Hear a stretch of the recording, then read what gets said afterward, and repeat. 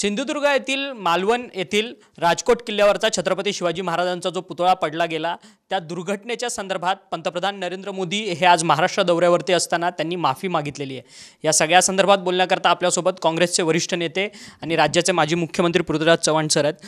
Chavan sir, पंतप्रधान नरेंद्र मोदी आज मुंबईच्या दौऱ्यावरती येतात।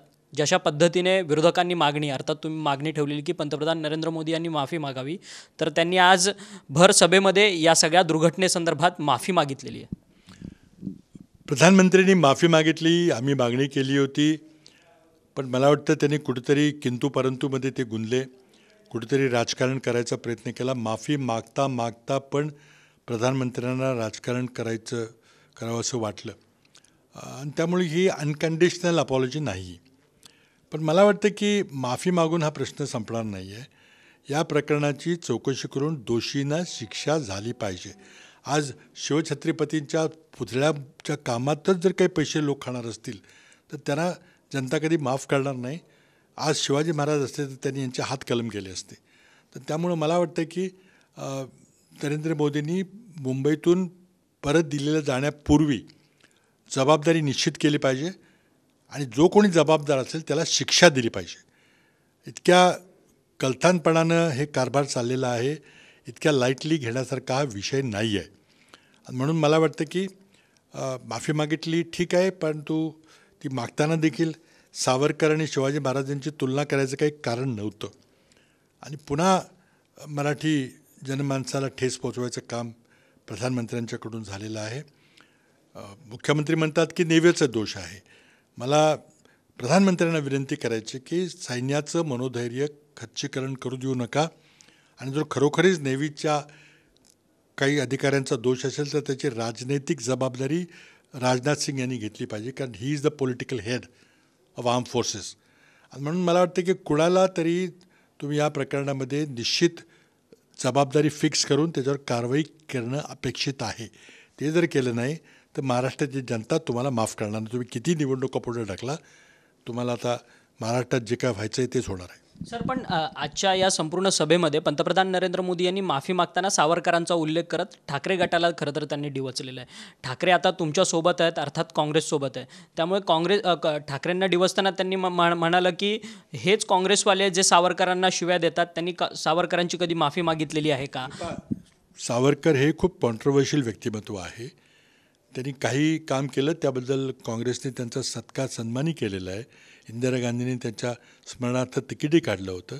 आमचा मुद्दा फक्त असा आहे, राहुल गांधी जो मुद्दा उपस्थित करतात की सावरकरांनी अंदमानमध्ये असताना ब्रिटिशांची माफी मागून ते सुटून आले, ही वस्तुस्थिती आहे। आता ते चांगलं केलं त्याने असं म्हणायचं असलं तर आमची काय हरकत नाही, पण आम्हाला जे वाटतंय ते राहुल गांधी बोललेले आहेत। पण तुम्ही आत्ता सावरकरांना इथं मांडी आणण्याचं काही कारण नव्हतं। माफी मागताना देखील प्रधानमंत्र्यांना राजकारण करावं असं वाटतं आणि हे दुर्दैवी आहे। पण पंतप्रधान मोदी भांडणं लावण्याचा प्रयत्न करतात का मवियामध्ये? एकंदरीत तुम्ही म्हटलं राजकारण करतात माफी मागून, म्हणजे मवियामध्ये दोन पक्ष आहेत, अर्थात एक शिवसेना ठाकरे आणि तुम्ही काँग्रेस। पंतप्रधानांनी काही केलं तरी आमच्यामध्ये भांडणं लागणार नाहीत। आम्ही एकत्रपणे ताकदीनं निवडणुकीला लढवून त्यांना पराभूत करणार आहोत। त्यांना काय करायचं ते करू द्या। पंतप्रधान नरेंद्र मोदी यांच्या हेलिपॅडवरती जवळपास 2 कोटी रुपयांचा खर्च झाल्याची माहिती मिळते।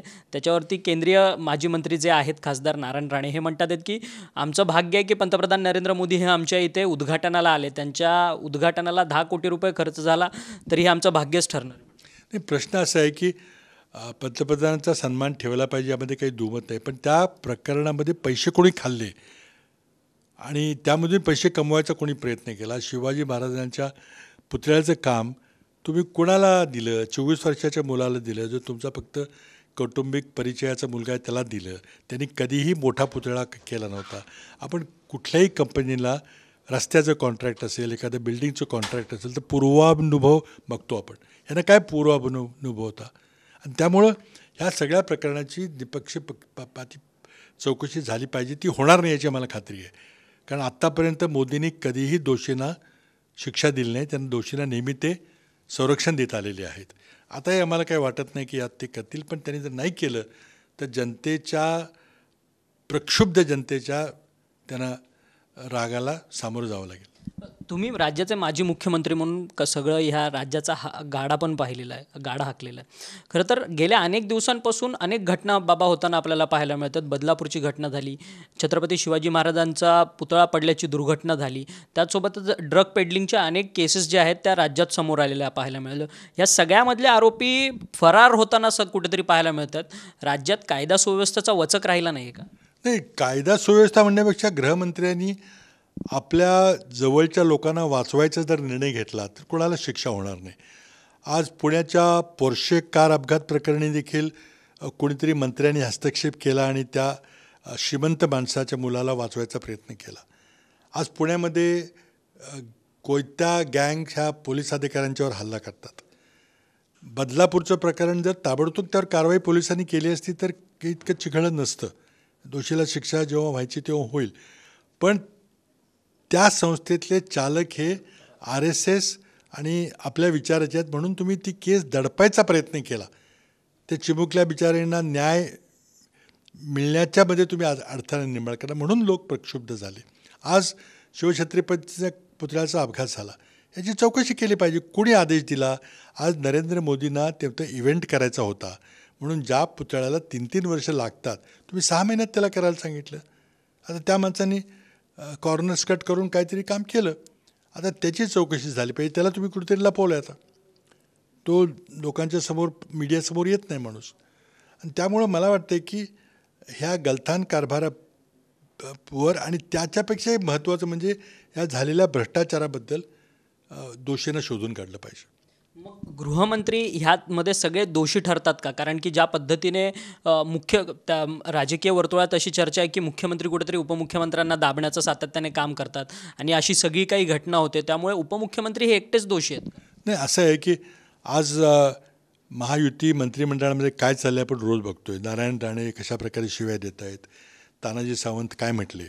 तर तानाजी सावंतांच्या वक्तव्याबद्दल एवढंच म्हणावं वाटतं की तुम्हाला कोणी हात धरलेत का तुमचे? तुम्ही राजीनाम्यातून बाहेर का पडत नाही? हिंमत असले तर बाहेर पडा, पण तुम्हाला पैसे कमवायचे आहेत, सत्ता पाहिजे तुम्हाला. आणि याकरता मला वाटतं की यांच्या उथळ बोलण्याला काही अर्थ नाही आहे. आज महायुतीमध्ये जी विसंगती चाललेली आहे, एका बाजूला अजित पवार आंदोलन करतात मुख्यमंत्र्यांच्या विरुद्ध सिंधुदुर्गच्या घटनेबद्दल, आणि मग ते राहतात कसे? मुख्यमंत्र्यांचा वचक राहिलेला नाही का?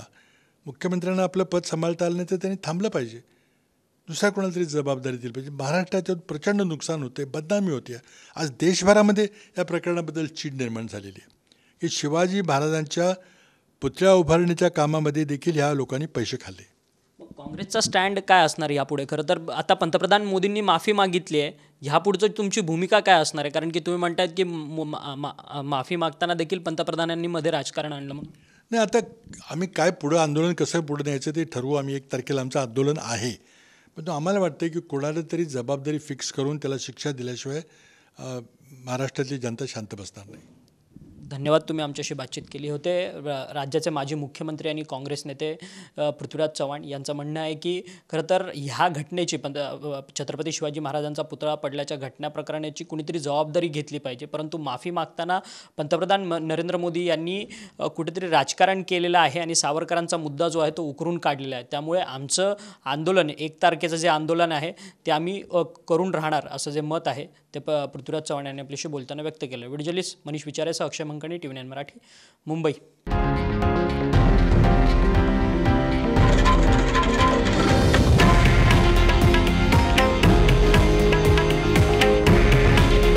हे आहे देशातील नंबर 1 न्यूज नेटवर्क आणि आपण पाहत आहात TV9 मराठी. काळजी तुमची, हित महाराष्ट्राचं.